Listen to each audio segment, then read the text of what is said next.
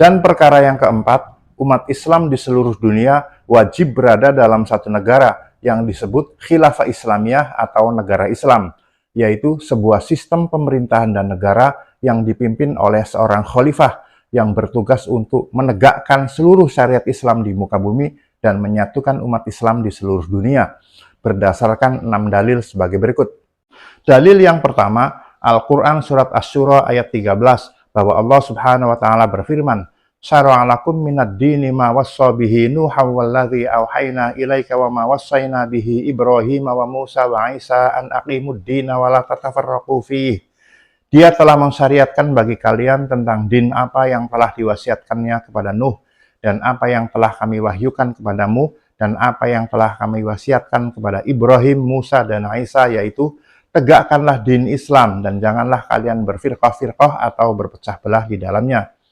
Perpecahan umat Islam ke dalam kelompok-kelompok dan negara-negara bangsa atau nasionalisme seperti sekarang ini mengakibatkan din Islam tidak dapat ditegakkan secara keseluruhan sesuai perintah Allah dalam Al-Quran Surat Al-Baqarah ayat 208. Karena din Islam atau syariat Islam tertentu seperti baiat, jihad polabi, penarikan jizyah, ketentuan perbudakan, dan lain-lain, serta hukum-hukum yang terkait dengannya hanya bisa ditegakkan dengan adanya khalifah atau imam dalam pelaksanaannya. Selain itu, kebanyakan negara bangsa atau nasionalisme seperti Mesir, Yaman, Suriah, Irak, Pakistan, dan lain-lain dalam menjalankan pemerintahan dan negaranya memakai sistem tauhid demokrasi, yaitu sebuah sistem pemerintahan dan negara yang memberikan kewenangan membuat hukum kepada selain Allah, yaitu kepada wakil-wakil rakyat dan penguasa, sehingga mengakibatkan syariat Islam tertentu seperti muamalah, hudud, qisas, diyat, dan lain-lain tidak dapat ditegakkan karena syariat Islam tersebut telah diganti dengan hukum-hukum jahiliyah, yaitu hukum-hukum buatan manusia yang menyelisih atau menyimpang dari kitabullah dan sunnah Rasulnya. Dalil yang kedua, hadis Hasan yang diriwayatkan oleh Imam Ahmad, Imam Tabrani, Imam Bazzar, dan Imam Abu Ya'la dari Hudzaifah ibnul Yaman radhiyallahu anhu, bahwa Rasulullah sallallahu alaihi wasallam bersabda, "Takunu nubuwatu fikum ma sya'allahu an takuna, tsumma yarfa'uha idza sya'a ayyarfa'ha, tsumma takunu khilafatun ala minhajin nubuwati fatakunu ma sya'allahu an takuna, tsumma yarfa'uha idza sya'allaha ayyarfa'ha, tsumma takunu mulkan 'abdan fayakunu ma sya'allahu ayyakuna, tsumma yarfa'uha idza sya'a ayyarfa'ha, tsumma takunu mulkan jabriyatan fatakunu ma sya'allahu an takuna, tsumma yarfa'uha idza sya'a ayyarfa'ha, tsumma takunu khilafatan ala minhajin nubuwah." Akan ada masa kenabian di tengah kalian selama Allah menghendakinya berlangsung. Kemudian Allah mengangkatnya apabila Dia menghendaki untuk mengangkatnya. Kemudian akan ada khilafah di atas manhaj kenabian, maka ia berlangsung selama Allah menghendakinya berlangsung. Kemudian Allah mengangkatnya apabila Dia menghendaki untuk mengangkatnya. Kemudian akan ada kerajaan yang menggigit, maka ia berlangsung selama Allah menghendakinya berlangsung. Kemudian Allah mengangkatnya apabila Dia menghendaki untuk mengangkatnya.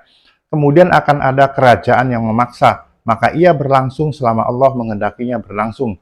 Kemudian Allah mengangkatnya apabila Dia menghendaki untuk mengangkatnya. Kemudian akan ada kembali khilafah di atas manhaj kenabian. Meskipun derajat hadis ini hasan, namun satu hal yang harus dicatat dari hadis ini adalah bahwa khilafah atau khilafah Islamiyah adalah negara Islam yang mula-mula didirikan oleh para sahabat sesuai perintah Rasulullah SAW dalam dalil yang pertama, kedua, ketiga, dan keempat pada bagian 1.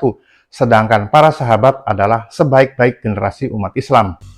Dalil yang ketiga, hadis sahih yang diriwayatkan oleh Imam Ibnu Hibban, Imam Ibnu Majah, Imam Ahmad, Imam Tirmidzi, Imam Abu Dawud, Imam Darimi, dan Imam Hakim dari Irbad bin Sariyah radhiyallahu anhu, bahwa Rasulullah SAW bersabda, "Fa'innahu man ya'is minkum fasayarah khilafan katsira, fa'alaikum bisunnati wa sunnatil khulafa'ir rasyidin al-mahdiyyin, fatamassaku biha wa 'addu 'alaiha bin nawajidh, wa iyyakum wa muhdatsatil umuri fa inna kulla muhdatsatin bid'atun wa kulla bid'atin dhalalah." Sesungguhnya barang siapa di antara kalian yang hidup setelahku akan melihat banyak perselisihan. Oleh karena itu berpegang teguhlah kalian pada sunnahku dan sunnah khulafaur rasyidin yang mendapat petunjuk. Peganglah erat-erat dan gigitlah ia dengan gigi geraham. Dan jauhilah oleh kalian perkara-perkara yang diada-adakan dalam din Islam. Karena sesungguhnya setiap perkara yang diada-adakan adalah bid'ah dan setiap bid'ah adalah kesesatan. Berdasarkan dalil-dalil pada bagian 1 dan bagian 2, serta dalil yang kedua pada bagian ini, maka khilafah atau khilafah Islamiyah adalah sunnah Rasulullah dan sunnah Khulafaur Rasyidin. Sedangkan umat Islam diperintahkan untuk berpegang teguh pada sunnah Rasulullah dan sunnah Khulafaur Rasyidin. Oleh karena itu perlu dicatat bahwa memilih atau mengangkat pemimpin negara bangsa atau nasionalisme seperti raja, presiden, perdana menteri, dan lain-lain adalah bid'ah karena menyelisihi atau menyimpang dari sunnah Rasulullah dan sunnah Khulafaur Rasyidin. Bahkan perbuatan tersebut lebih sesat daripada bid'ah karena mendurhakai Allah dan Rasulnya, sebagaimana sudah dijelaskan dalam pembahasan ayat Al-Quran surat Al-Ahzab ayat 36 pada bagian 3. Sedangkan orang yang mendurhakai Allah dan Rasulnya kelak akan kekal di dalam neraka jahanam, sebagaimana firman Allah dalam Al-Quran surat Al-Jin ayat 23. Dalil yang keempat, hadis Hasan yang diriwayatkan oleh Imam Ahmad, Imam Abu Dawud, dan Imam Bazzar dari Hudzaifah ibnul Yaman radhiyallahu anhu bahwa Rasulullah SAW bersabda, "Fa'in ra'aita yawma idzin khalifatallahi fil ardi falzamhu wa innaha kajismaka wa akhudha malaka fa in lam tarahu fahra bil ardi walau anta muta wa anta 'adhan bi jizli syajarah." Jika pada hari itu kamu melihat khalifah Allah di bumi, maka tetaplah bersamanya meski dia menyiksa tubuhmu dan mengambil hartamu. Namun jika kamu tidak melihatnya, maka berlarilah ke suatu tempat sekalipun kamu harus mati dalam keadaan menggigit batang pohon. Hadis ini serupa dengan dalil yang ketujuh pada bagian 2 dan dalil yang keenam pada bagian 3, yaitu bahwa apabila ada khalifah atau imam, maka orang muslim wajib mendengar dan taat kepadanya meskipun khalifah tersebut menyiksa tubuh dan mengambil harta orang muslim. Namun jika tidak ada khalifah atau imam, maka orang muslim wajib menjauhi semua firqah atau berlari ke suatu tempat, sekalipun harus mati dalam keadaan menggigit akar atau batang pohon. Perlu diingatkan kembali bahwa firqah yang paling nyata adalah negara bangsa atau nasionalisme, karena menjadi wadah atau alat bagi perpecahan umat Islam di seluruh dunia. Dalil yang kelima, hadis sahih yang diriwayatkan oleh Imam Muslim, Imam Nasa'i, Imam Ahmad, dan Imam Ibnu Majah dari Jundab bin Abdullah dan Abu Hurairah radhiyallahu anhum bahwa Rasulullah SAW bersabda, "Man qutila tahta rayatin ilmiyatin yad'u asabiatan aw yansur asabiatan faqitlatun jahiliyah." Barang siapa yang terbunuh di bawah bendera buta, menyeru kepada asobiyah atau membela asobiyah, maka matinya seperti mati jahiliyah. Yang dimaksud dengan bendera buta adalah bendera selain Islam. Sedangkan yang dimaksud dengan asobiyah adalah fanatisme kelompok atau kebangsaan secara membabi buta tanpa melihat kebenaran. Prinsipnya adalah, ini kelompokku, ini bangsaku. Orang yang terbunuh di bawah bendera selain Islam atau karena membela kelompok atau kebangsaan, maka matinya seperti mati jahiliyah. Mati jahiliyah adalah mati dalam keadaan sesat atau su'ul khotimah, sebagaimana sudah dijelaskan dalam pembahasan dalil yang ketiga pada bagian 1.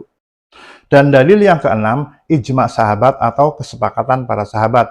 Setelah wafatnya Nabi Muhammad SAW pada hari Senin tanggal 12 Rabiul Awal tahun 11 Hijriah, maka pada hari itu juga para sahabat, baik muhajirin maupun ansor, berkumpul dalam sebuah tempat yang bernama Saqifah Bani Sa'idah di Madinah.